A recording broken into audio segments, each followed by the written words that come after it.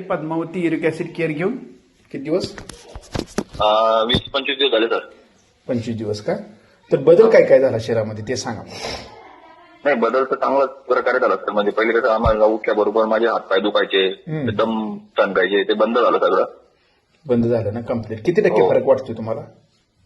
मला तरी साधारण 50% तर आरामात फरक पडलाय. ती सूज वगैरे कमी झाली.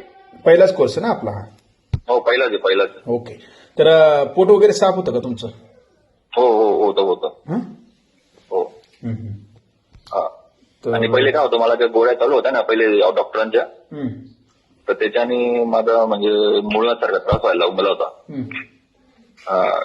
म्हणजे जेव्हा टॉयलेट वगैरे जायचं, रक्त पडायचं, ते पण बंद होऊन गेला.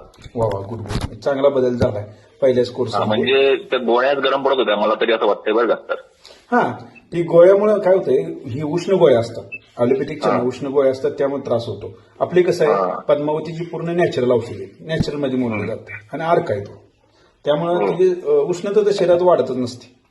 मला सुद्धा अनुभव असेल 25 दिवसात चांगला. हो, तो जो त्रास होता ना, जे रक्त जायचं ना, तर नदीला इतका त्रास व्हायचा की अक्षरशः म्हणजे जाऊच वाटायचं नाही. मग पण याच्याने मला तरी वाटतं ते पण तोच फरक पडून गेला.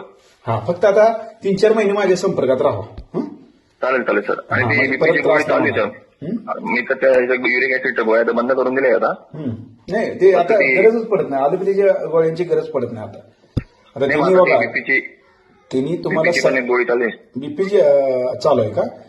पण बीपीच्या गोळीपेक्षा ती तुम्ही युरिक ऍसिडची गोळी खात होता का नाही, तर त्यांनी काय होतं, शरीरात उष्णता वाढत होती, ती आता बंद झाल्यामुळे कम्प्लीट कमी झाली का नाही? हो. अशाच पद्धतीने चालू ठेवा आणि मध्ये मध्ये फोन करायचा आहे तुम्हाला. चालेल सर.